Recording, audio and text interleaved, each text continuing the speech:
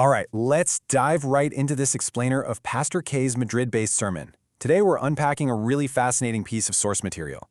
It's specifically designed to help an expat congregation navigate their intense everyday anxieties, and it does so through a very specific lens: gratitude. Whether you're deeply familiar with this specific religious context or you're just, interested in how communities process stress and find their purpose, this breakdown is going to reveal a highly structured, really practical approach to finding peace in an otherwise chaotic world. Here's our agenda for today. We'll be following the sermon's natural thematic structure. First, finding gratitude amidst anxiety, followed by the gift of salvation, focusing on today's mission and relationships as divine guidance. Then we'll wrap up with the key to God's will. Let's jump in. Moving to Section 1, Gratitude and Anxiety, focusing on expat life in Madrid. Let's see how Pastor K sets the stage for his congregation. He actually begins by explaining his choice of preaching style for this exact message. He contrasts an expository sermon, which, if you don't know, is a super deep, sometimes kind of dry dive into a single Bible chapter, with a thematic sermon. He explicitly chose the thematic route to make the message more accessible. Why? Well, because he received direct feedback that the youth in his congregation were finding his previous sermons just too difficult to follow. This immediate pivot is great because it shows a real desire to connect with a younger, potentially more distracted generation, setting a very practical tone for the whole message. And this brilliantly illustrates the hook of his message. Before he even utters the word gratitude, he explicitly calls out the real-world daily stressors facing his Korean congregation in Spain. I mean, just think about these hurdles: visa and immigration issues, the simple but exhausting act of grocery shopping in a foreign language, adapting to new schools, worrying about family back in Korea, and of course, financial stress. He is actively validating their psychological burden.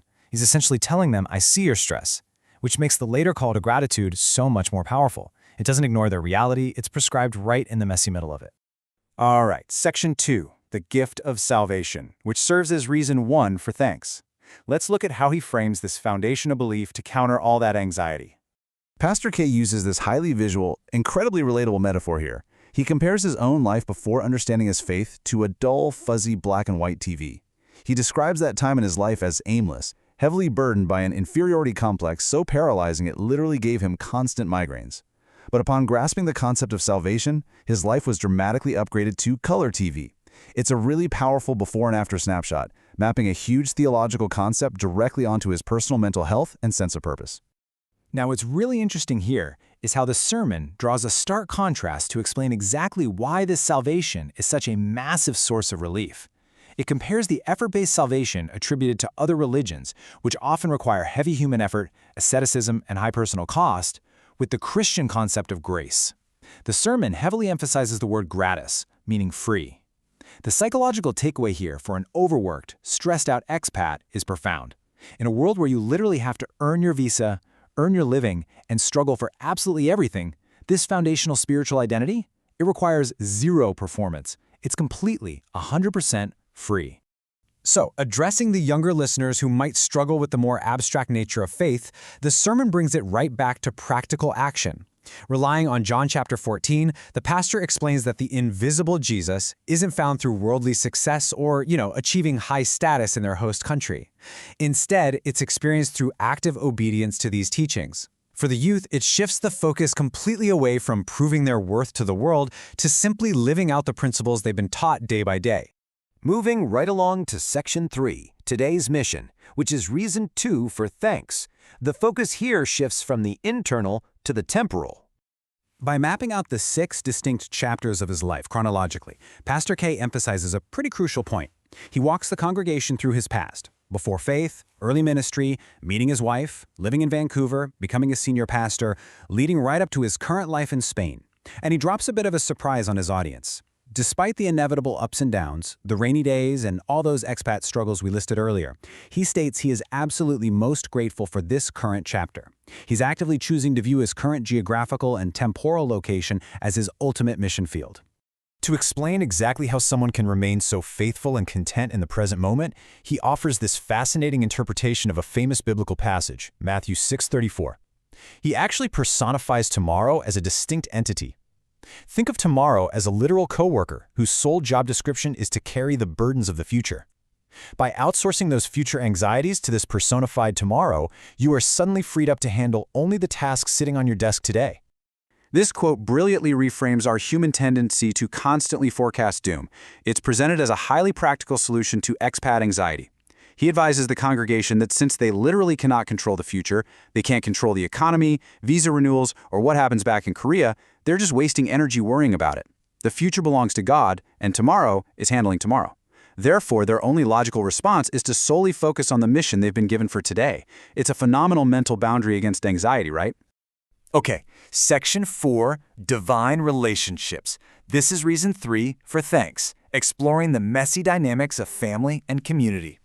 To demonstrate that relationships take immense work, the sermon humorously highlights the completely clashing personalities of the pastor and his wife. He describes himself as absent-minded, intuitive, and affectionate, while his wife is meticulous, realistic, and cool-headed.